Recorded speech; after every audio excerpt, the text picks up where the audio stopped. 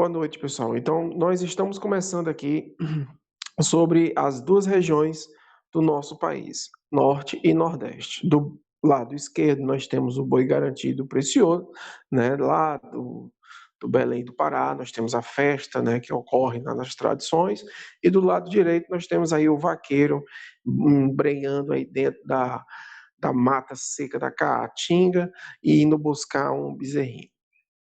Começamos logo com a região norte. Na região norte brasileira, né, nós temos logo essas características, né? Por exemplo, se vocês estão acompanhando aí, nós temos aqui os meandros, né? Os meandros são essas curvas que o rio faz. E aqui o velho rio Amazonas. Temos caracterização da flora, da fauna, né, da região norte. E engraçado que eu coloquei aqui um embleminha da WWF, né, da World Wild Foundation, que tem o pulmão do mundo, né, como se a Amazônia fosse o pulmão do mundo. Aqui a figura de dois pulmões e um pulmão aqui desmatado, né, significava a ideia, né, do questão do desmatamento, né. A Amazônia, gente, ela não é bem assim, ela não é o pulmão do mundo, não existe só ela que filtra o ar, tá? Existe uma floresta que está submersa também, né, a floresta de corais, né, são as algas marinhas, então elas ficam por debaixo da água. Então, grande parte também do que nós respiramos, essas trocas gasosas, ela se dá por esta floresta que existe por debaixo da água, nos oceanos, tá? Nos recifes de corais. Então, são estes elementos que também são parte de nossa vida no nosso planeta. É porque todo mundo só coloca que a floresta amazônica. Não, não existe só ela, tá? Então, assim, não podemos esquecer disto. Quais são os aspectos físicos da região norte? Primeira coisa, você tem que lembrar, existe aqui uma linha chamada linha do Equador, né? E ela corta 4 estados na região norte. Se eu perguntar em prova, a linha do Equador corta o estado do Amazonas, o sul de Roraima, o norte do Pará e o sul do Amapá. Não esquece isso. É aqui, gente, que a gente olha que a parte pequena do Brasil está no hemisfério norte e a grande parte do Brasil está no hemisfério sul. Então vocês não esquecem disto. Outra informação sobre a região norte. A região norte é composta por 7 estados. Quais são eles? Rondônia, Acre. Lembrando, Rondônia, capital, Porto Velho, Acre, Rio Branco, Amazonas, Manaus, Roraima, Boa Vista, Pará, Belém, Amapá, Macapá e Palmas, no Tocantins. Estes são 7 estados que compõem a região norte. Então não esquece disso. Nós temos aqui a foz na ilha de Marajó, né, do rio que corresponde à maior bacia hidrográfica do Brasil, né, e também uma das maiores bacias hidrográficas do planeta Terra. E aí, essa linha que vocês estão vendo de azul corresponde ao rio, né, que vem com Maranhão, no Peru, ele nasce no Peru, chega em terras brasileiras, né, aqui com outros nomes, né, e inclusive chega com o nome Solimões, né, certo? Grande parte do seu trecho, e quando ele aqui na cidade de Manaus se cruza com o Rio Negro, que é esse que vocês estão vendo, né, vocês vão ver o Rio Amazonas. Rio Amazonas não é toda a sua extensão, é só a partir da cidade de Manaus que você vai encontrar esse nome, Rio Amazonas. É um rio bastante navegável, com muitas curvas, com muitos meandros de rios, né? Então, muitas hidrovias nós iremos ver aí nessa região. Se principais características. A Amazônia, aliás, a região norte possui mais de 3 milhões de quilômetros quadrados, né? Corresponde aí a quase a metade do território brasileiro, gente. Isso não é brincadeira não, né? O Brasil ele possui 8 milhões de quilômetros quadrados. Só a região norte possui 3 milhões e 853. Né? Então a gente não pode esquecer que, dentro de todas as regiões brasileiras, a maior região do Brasil, que compõe 7 estados, é a região norte. Ela possui quase a metade do Brasil. Tá? E abrange esses 7 estados, como outrora eu falei aqui: Amazonas, Acre, Amapá, Tocantins, Roraima, Rondônia e Pará. A Amazônia é interessante, a gente vai aqui para 3 conceitos, tá certo? Preste bem atenção, 3 conceitos. Primeiro, nós chamamos de Amazônia na região norte. Por que a Amazônia na região norte? Acompanha aqui o verde. Estes estados que são da própria região norte, né, esses 7 estados, possuem a Amazônia dentro desse território. Fora esta ideia da Amazônia dentro do território da região norte, existe uma outra porção da floresta amazônica, além dos estados que compõem a região norte. Quais são os outros estados que nós vamos ver a Amazônia também? No Nordeste. Como assim, professor? Sim. No oeste do território do Maranhão. Olha aqui que legal, né? Então, no oeste do território do Maranhão, nós vamos ver a Amazônia também. Aqui é uma das sub-regiões do Nordeste, chamamos de meio norte. E aqui você vai encontrar a Amazônia. E outro é a região do Centro-Oeste, onde nós temos o território de Mato Grosso. Então, no Mato Grosso, nós vamos encontrar, né, e uma parte do Maranhão, a continuação da floresta amazônica. Então, para a gente não esquecer, existe a Amazônia, que está dentro do território da região norte. Também existe a Amazônia, que nós chamamos de Amazônia Legal, que inclui os 7 estados da região norte, mais o estado do Maranhão, a porção oeste, e mais o norte do Mato Grosso. E existe um outro contexto do território amazônico, que vai além do território brasileiro, que vai além, repetindo, do território brasileiro. A Amazônia, não é exclusiva do Brasil. Então, nós vamos encontrar a Amazônia na Guiana Francesa, no Suriname, na Guiana, no sul da Venezuela, no leste da Bolívia, no norte da Bolívia, no leste do Peru, o Peru quase todo, Equador no leste também, e no sudeste da Colômbia. Então, assim, todos estes outros países, repetindo, Guiana Francesa, Suriname, Guiana, Venezuela, Colômbia, Equador, Peru, Bolívia, todos estes países fazem parte da chamada Pan-Amazônica. É a Amazônia que está além do território brasileiro. A floresta amazônica é uma das florestas mais importantes do mundo, porque ela abriga uma grande biodiversidade, tá? A floresta amazônica ela é tão importante, gente, porque ela controla as condições climáticas na região centro-oeste e levando também características climáticas para o sul do nosso Brasil. Vejam aqui, vocês estão vendo essa setinha fazendo uma volta aqui? Justamente. Estão vendo as nuvenzinhas, né? Gente, essas nuvens de chuva, nós chamamos de rios voadores. Isso mesmo, o termo utilizado na climatologia são de rios voadores. Nunca esquece. Rios voadores. Eles estão na atmosfera. Então, essas nuvens carregadas de chuva, elas são empurradas para o centro-oeste e sul do Brasil em épocas do ano, e assim melhorando a condição de seca nessas regiões. Então, a floresta amazônica ela tem como papel também de regular o clima na região centro-oeste e na região sudeste. Então, não esquece disso. Você vê a planície amazônica e você vê também a planície do Pantanal. O Pantanal Mato-Grossense recebe muitas dessas águas oriundas das chuvas, que são vindas, sabe de onde? Da Amazônia. Isso. Muito bem, da Amazônia. Então, a Amazônia ela tem um papel muito importante para levar águas com nuvens carregadas para o centro-oeste e o sudeste brasileiro. Não é todo o centro-oeste, viu? E não é todo o sudeste, são as bordas destes territórios, dessas duas regiões que eu acabei de citar, por onde esses rios voadores, eles jogam e levam esta atmosfera, né, úmida. A terra da Amazônia, ela é dividida em 3 substratos, em 3 elevações, tá? Nós temos as chamadas matas de inundação e temos as matas de terra firme.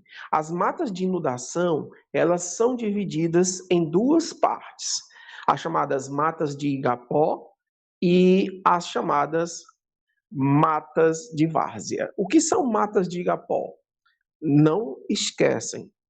Essas são as chamadas de inundação. Ora, podem estar totalmente inundadas, todo e constantemente, ou ora, elas sofrem inundação e depois essas águas recuam, né? Então não é para sempre. Então presta bem atenção a esse conceito. Nas matas de igapó, que é um tipo de mata de inundação, ela situa-se aos ricos rios em áreas constantemente alagadas. Então, matas de igapó são matas que são constantemente alagadas, como aqui eu demonstro nas fotos embaixo. E nós temos uma dessas vegetações, né, da flora muito típica dessas regiões alagadiças, é a Vitória régia, né? Pra vocês terem ideia, a Vitória régia, ela pode ter, quem não sabe o que é diâmetro, gente, diâmetro é uma linha imaginária de ponta a outra dentro de um círculo. Nós chamamos isso de diâmetro. Então, esse diâmetro pode chegar a mais de 2 metros, gente, dependendo do local onde você veja, mais de 2 metros. E a raiz, que fica por debaixo dela, pode chegar a mais de 5 metros. Muito interessante isso, a questão da Vitória régia, tá? Então, das matas de igapó são aquelas que constantemente são alagadas. Matas de várzea. Elas são matas chamadas onde os solos alagados são apenas em períodos de cheias do rio. Não troca matas de igapó, que vive eternamente alagadas, com as matas de várzea, que elas só são alagadas no período das cheias do rio. Então não esquece, aqui também nós vamos ter, né, a seringueira, tá? Árvores de grande porte que também gostam muito de água, tá certo? Elas vivem muito aí nessa região. E agora, aquela parte do substrato amazônico que você não vê água constantemente, né? São chamadas matas de terra firme, o nome já está dizendo. São áreas de altitude mais elevadas da região. Elas são livres dos rios dessas inundações.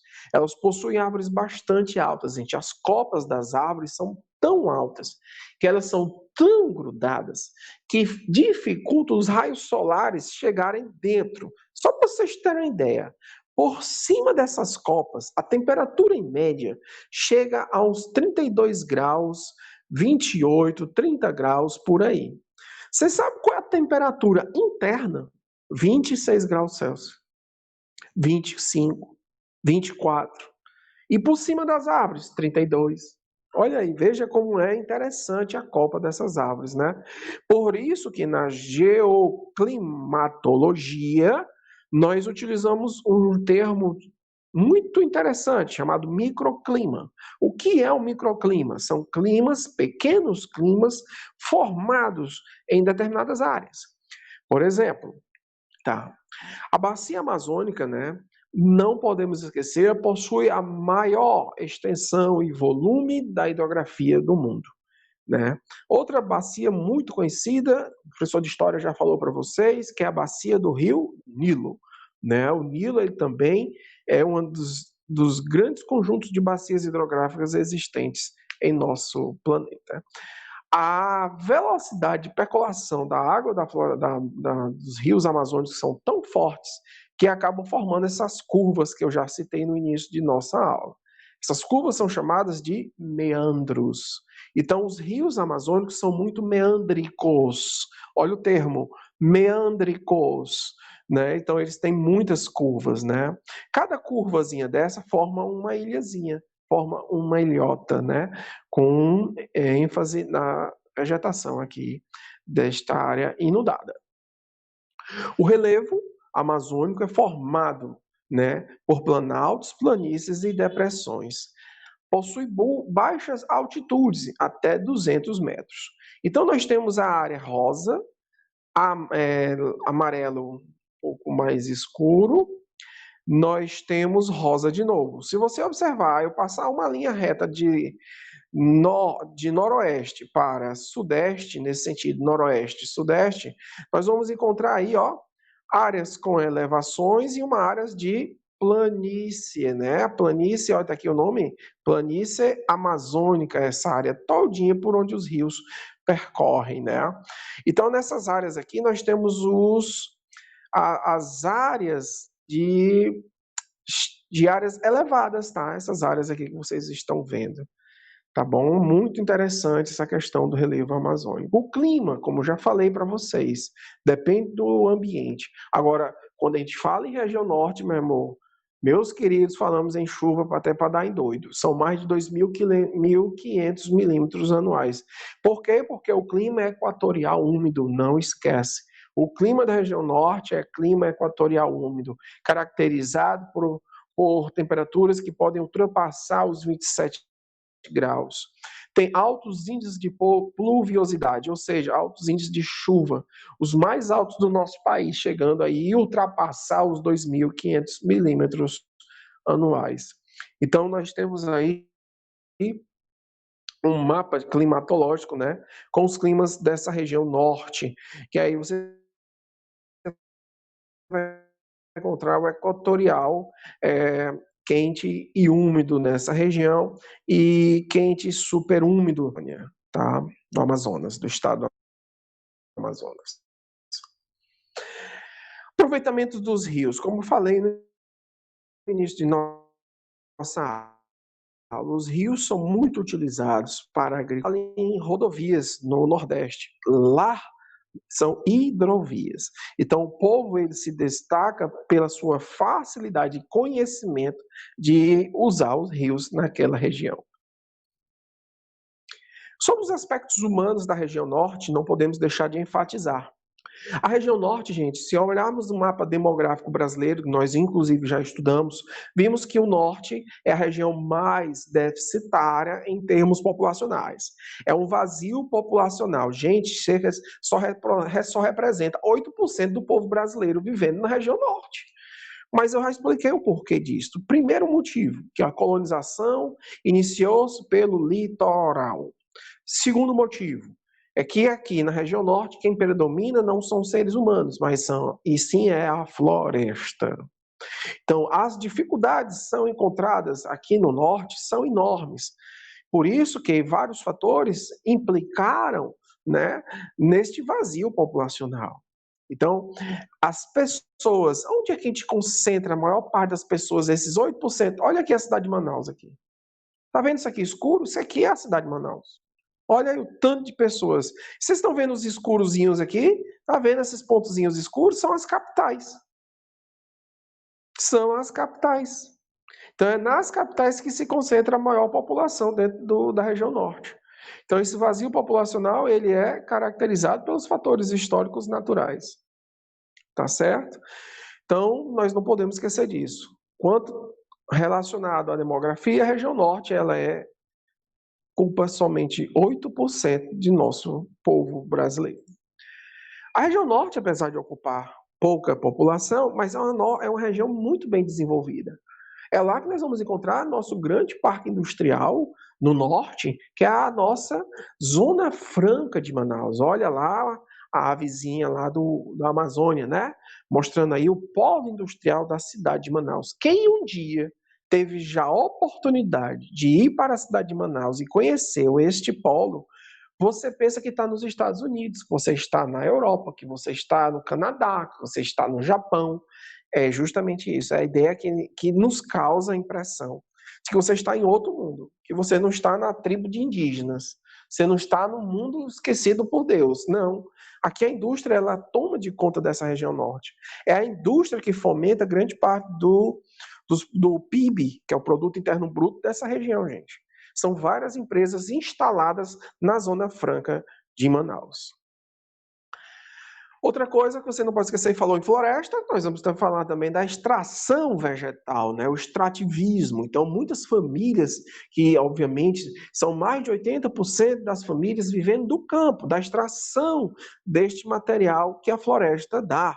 Extração da madeira, cupuaçu, açaí, quinoa, quina, jaborandi, olha aí, mel, óleo da copaíba, é muito bom. Vocês já viram isso passar na praça, né, José de Alencar, nas casas de vocês, com óleo da copaíba, né? Então, látex, né, para gerar o quê? A borracha.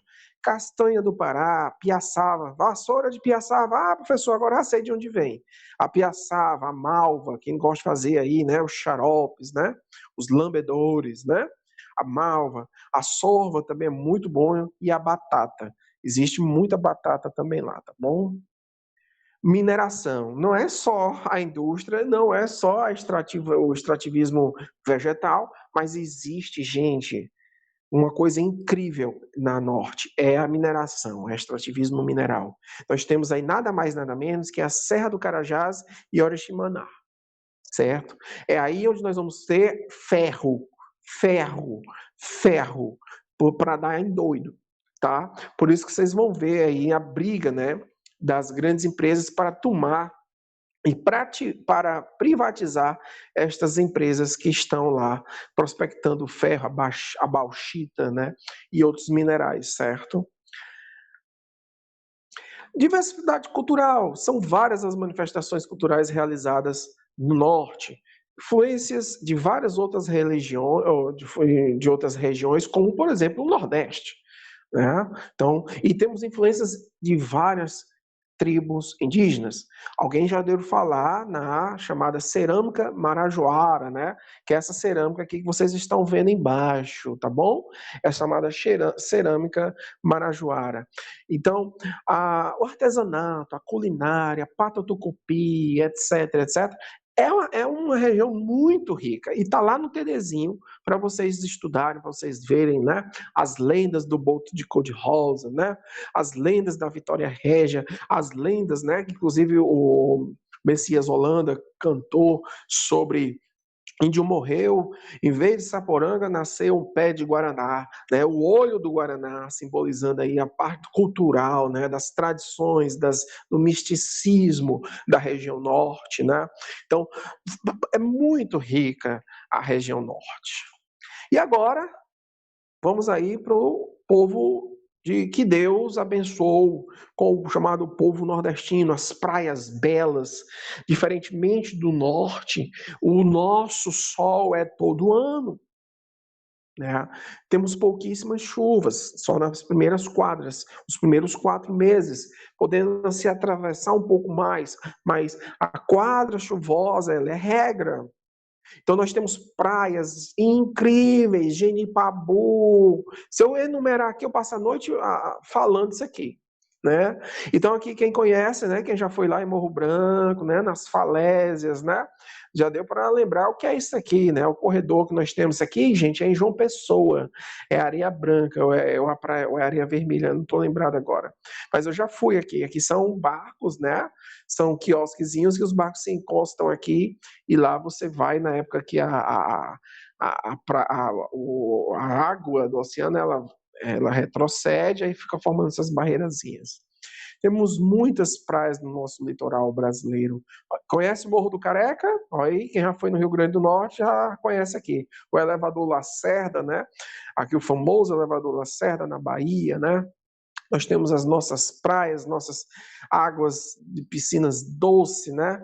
Nas dunas, as questões interdunares, as lençóis maranhenses, né? Nós temos os nossos coqueirais, né? E a nossa cultura do Olodum, lá na Bahia, que um dia for, né?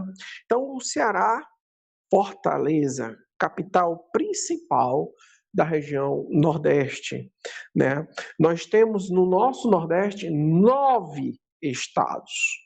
No Norte são 7, e no estado da região Norte, a região Norte é composta por 9, Maranhão, Piauí, Ceará, vai seguindo aí, Rio Grande do Norte, Pernambuco, Alagoas, Sergipe, Salvador e, por último, Bahia, né? São 9 estados, né? É a região que possui o maior número de estados em nosso país.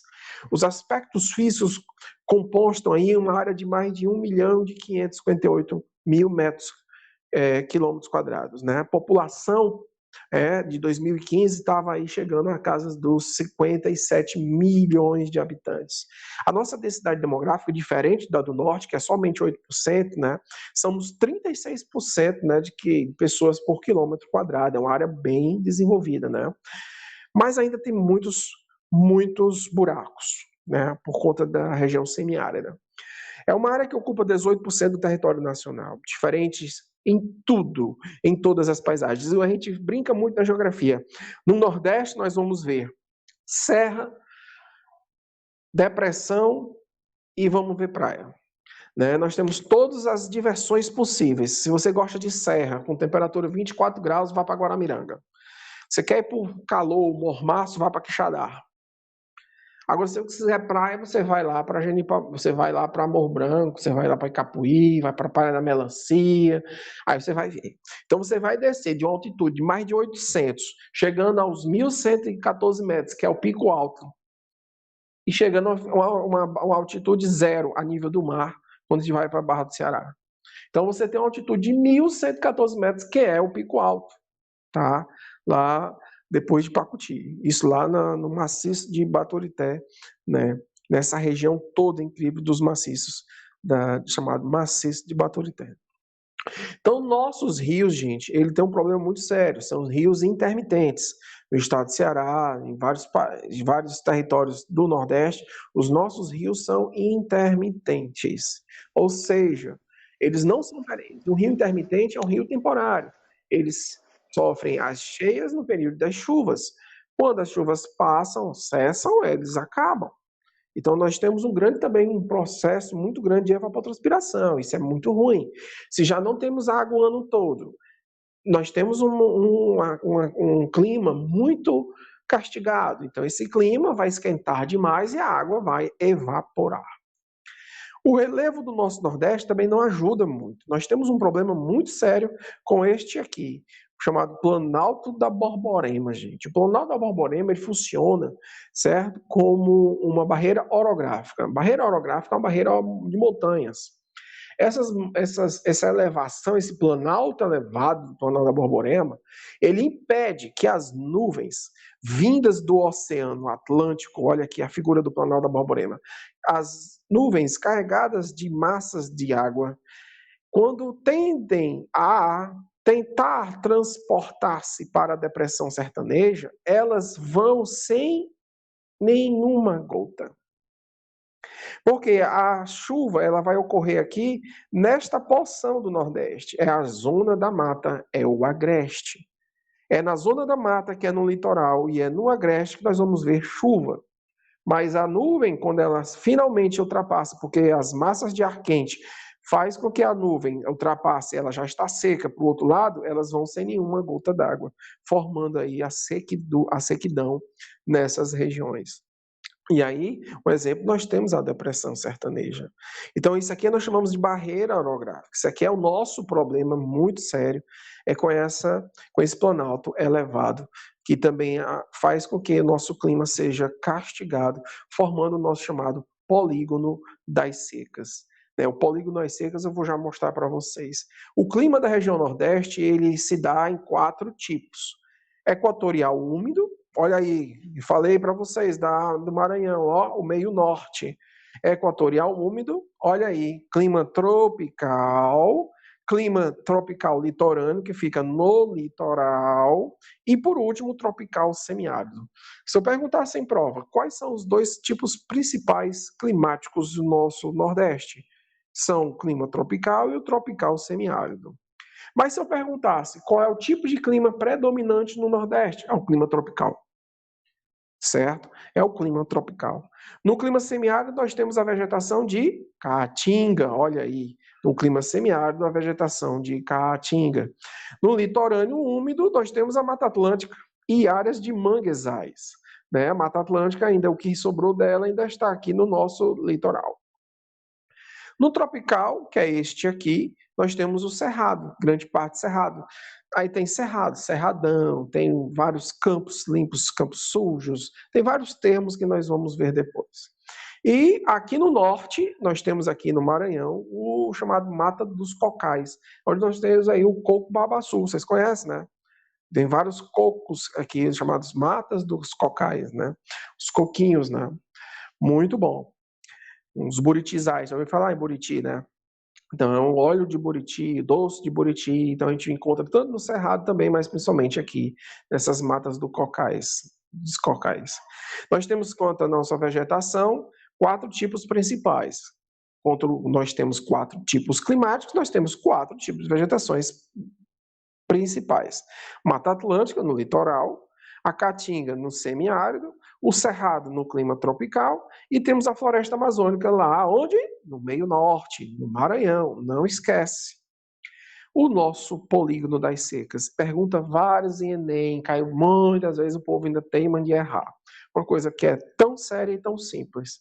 O polígono das Cegas, ele é uma região geográfica localizada nas áreas onde a semiaridez, o semiárido, né, causam esse nome, né,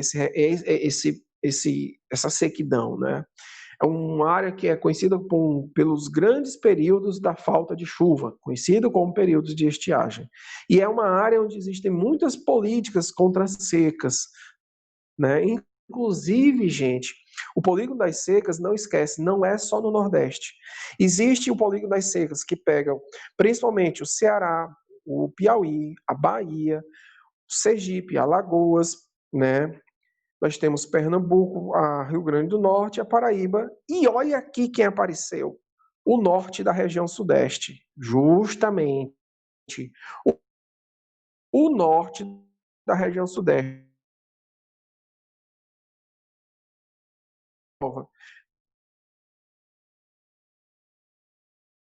Qual está a região sudeste? A região sudeste ela está ao norte dela, que é Minas Gerais, no polígono das secas.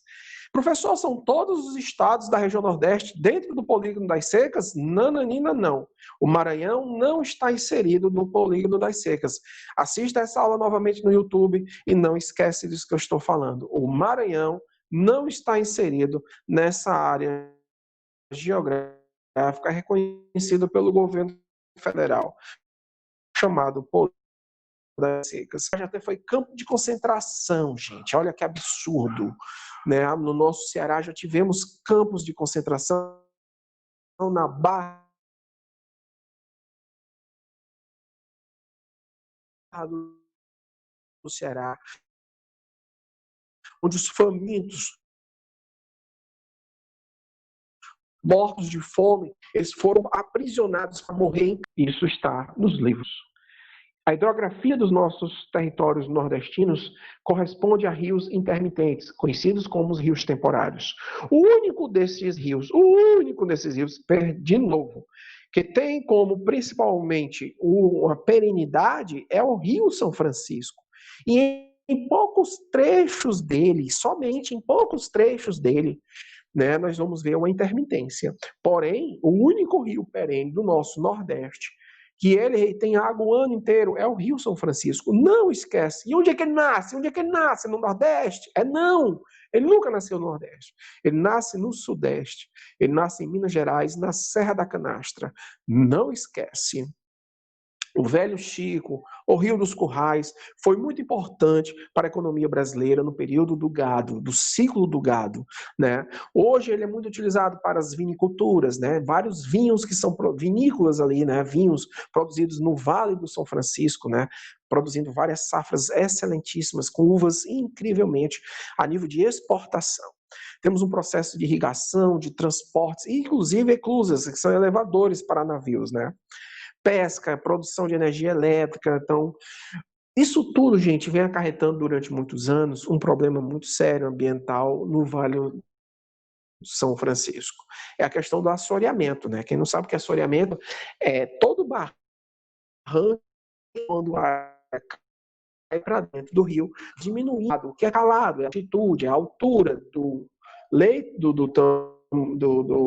da água, né, para o fundo do rio. Então, cada vez que essas areias vão penetrando para dentro, o volume dele vai diminuindo. Né? Isso vai causando vários problemas ambientais para o Velho Chico, inclusive a falta de peixes. Né? E esses assoreamentos são associados à questão do desmatamento da floresta, do desmatamento da mata ciliar. A mata ciliar, gente, é o que protege o solo. Se eu protejo o solo, a água vai lavar aquela areal, e aquela areal vai bater aonde? Dentro do rio. E aí provocando o que nós chamamos de assoreamento. Aqui nós temos a nossa bacia hidrográfica, né, do nosso Nordeste. Nosso Nordeste é muito rico em rios, mas repetindo, esses rios, na sua grande parte, são intermitentes. O rio de perenidade mesmo é o Rio São Francisco, que ele vai desembocar, olha a figura, entre Alagoas e Sergipe. Tá? Então não esquece disso, tá bom? Nós, infelizmente, vivenciamos uma ideia chamada da indústria da seca. O que é a indústria da seca? É ganhar dinheiro, um faraônico, elefantes brancos, onde o povo paga imposto e o dinheiro é colocado no bolso, onde o povo paga imposto e esse dinheiro não é levado, não é trazido de maneira nenhuma para o pobre do sertão. É uma A indústria da seca, né, apesar da seca ser uma coisa característica do semiárido, mas é com a seca que muitos empresários ganham dinheiro, com as chamadas obras de irrigação, né? Então, infelizmente, nós temos muitos ideais sobre essas questões dessas obras de irrigação. Então, os governos acabam solicitando verbas para tentar solucionar os problemas. Eles solucionam o problema dele e da família dele, mas não do povo nordestino, né? Por isso que temos, infelizmente, esse desvio de verbas dos dinheiros públicos, né? Que, por sua vez, deveriam investir na açudagem, né? E tentar levar água para essas pessoas, para essas famílias carentes e não para os empresários do ramo, né, da pecuária ou da agricultura. Essas famílias, elas obviamente, requerem uma atenção maior, muito mais séria para com elas. E em falar em projetos para tentar minimizar os efeitos da nossa condição climática, vários programas foram feitos ao longo da história deste país. O primeiro, então, desde a época de Dom Pedro II, se visualizava a ideia da questão de açudes em nosso país e no Nordeste principalmente. Tá? Então, desde Dom Pedro II já visualizava a ideia de construir açudes e foram feitos esses processos de açudagem, né? O próprio açude do Cedro, o açude do Cedro, gente, ele vai ter a sua história inicial no final do século XIX para o início do século XX, só para vocês terem uma ideia. O açude do Cedro, ele vem trazendo água desde o Jaguaribe. Né? O açude do Cedro, ele vem trazendo água desde bem antes de Mombaça, que chama Mubim. Né? Então, o açude do Cedro em Xadá, né? Ele é um açude que e um dia vocês forem lá, e isso, nós tínhamos aula em campo dentro da EJA, gente, vi os alunos muitas vezes da EJA para lá, eles tiveram a oportunidade de ver isso ao vivo, eu mostrei, foi uma excelente aula que foi dada lá, e eles nunca esqueceram disso até hoje, né? Então, eu mostrei como era o encanamento, como é que a água vinha, como é que eram abertas as comportas, eu mostrei como eram feitos os processos desde os escravos para produzir a barragem do açude, né? Mostrei isso aqui, foi muito legal. Foi muito legal. Então, o processo de açudagem não é de agora. O processo de açudagem veio do século XIX, gente. É muito antigo. Já no século XX, nós temos aí o Lulinha, né? O Lula veio com o programa das 1000 cisternas, né? Todo mundo sabe que é uma cisterna, localizada ao lado da casa, para a água da chuva. Então, o programa das 1000 cisternas, né? Que foi muito mais do que essas 1000 cisternas. Né? Então, vários programas. E o mais interessante de todos é um programa que já existia na mentalidade de Dom Pedro II, que era a questão da transposição da água dos rios São Francisco. Né? Então, por incrível que pareça, né? Essa aqui é o programa que vem há muitos e muitos anos, né, rolando para a transposição. E agora, no dia 26 deste mês, tivemos aqui a visita do presidente Bolsonaro e que ele ligou um dos eixos, né? E ele falou uma coisa muito errada, disseram uma coisa muito errada, de que ele tinha inaugurado a obra do São Francisco. Ele não inaugurou nada. Ele ligou um dos eixos, que é um desses eixos aqui, em dois eixos, eixo norte e eixo leste. O eixo norte, gente, já tinha sido ligado no governo de Michel Temer. Em 2017, Michel Temer já esteve aqui e ele ligou um desses eixos aqui. Né? E agora, para a continuação, porque não sabemos quando isso vai acabar, mas para a continuação, o Bolsonaro ligou um outro percurso, né, mas faltam muitos percursos ainda para realmente a água fluir com maior importância para dentro do nosso Nordeste. Então, assim, gente, a gente tem que ter um ouvido muito bom, saber filtrar as informações, certo? Então, ele não inaugurou o São Francisco, ele ligou apenas um dos do Lula, que já vinha programas, né, para a construção disso aqui, gente. Vem desde o governo do Lula, tá?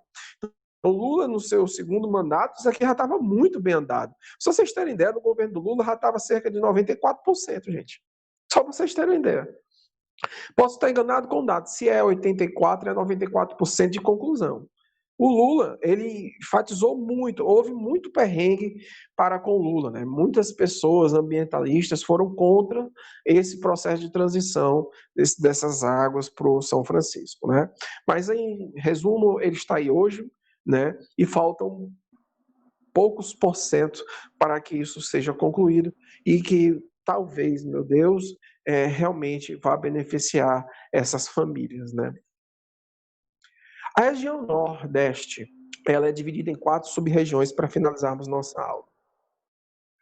A região Nordeste é dividida em Zona da Mata, Agreste, Sertão e Meio Norte.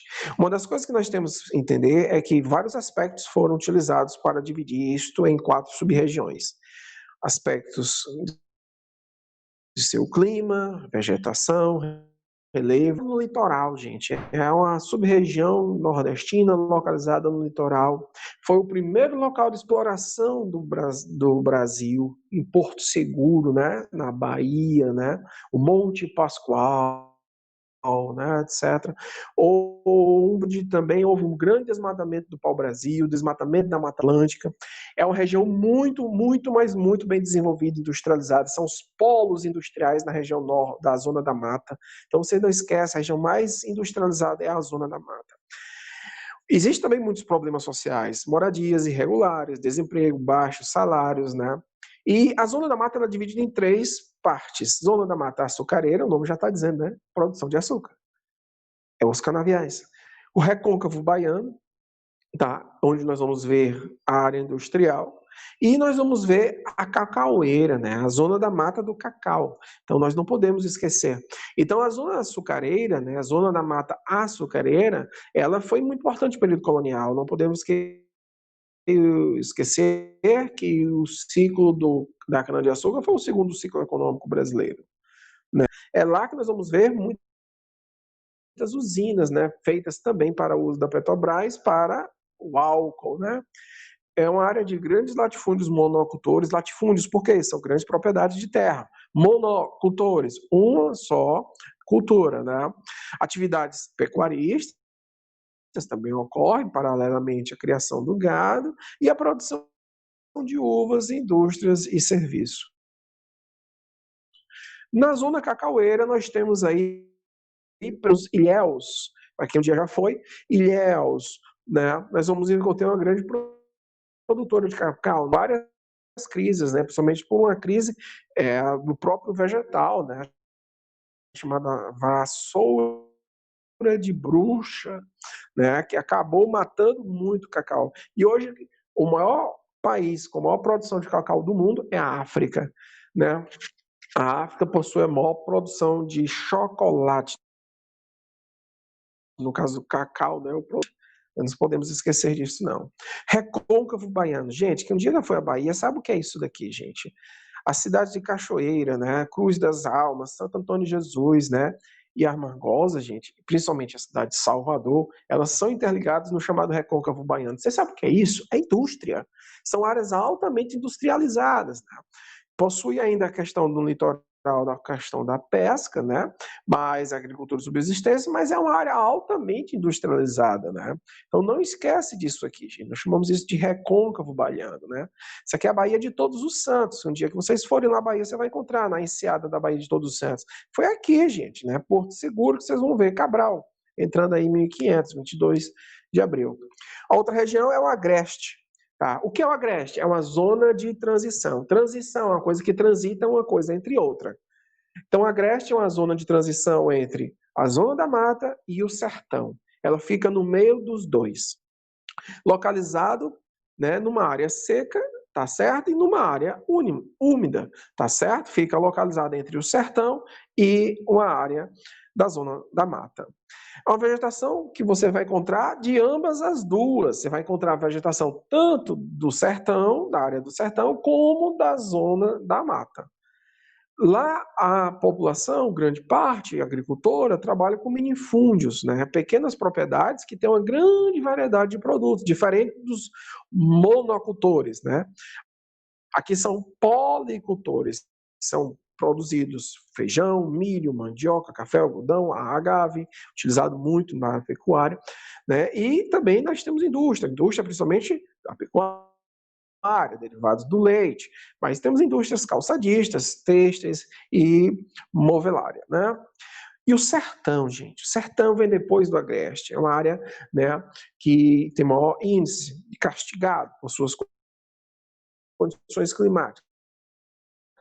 Nós temos aí a maior sub-região do Nordeste, né? Ocupa-se antes áreas agrícolas.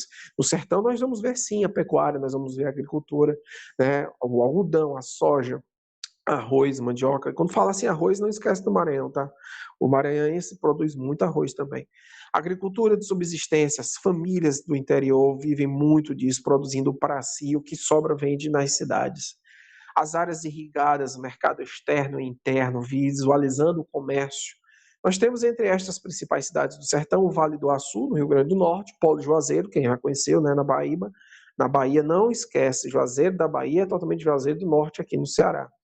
Petrolina, né? Se eu gosto de Petrolina, obviamente, né, eu vou para Bahia e vou aí para Pernambuco, entre os dois. E a oeste da Bahia nós temos também a produção de café, de soja e de frutas. E para acabar a nossa aula, nós temos o meio norte, aonde? No Maranhão, né? E uma parte do Piauí. Então não esquece, o Maranhão é uma partezinha ali do Piauí, no oeste do Piauí, nós temos essa área do meio norte, que é uma área de transição entre o sertão e a Amazônia. Olha que legal, né? Repetindo, o que é o meio norte? É uma área de transição, tá, entre o sertão e a Amazônia, tá bom? Entre a região norte e o sertão, tá bom? Então, lá no norte nós temos o que é a mata de cocais, como eu já falei, vocês conhecem isso aqui, né? Quem um dia já viu, são as matas de Buriti, né?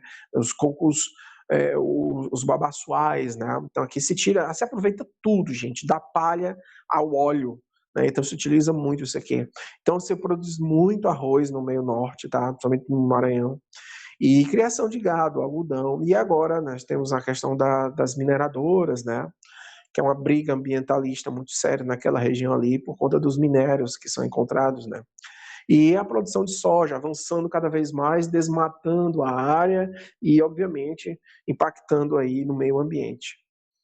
O Nordeste, para finalizar, é um espaço geográfico muito importante.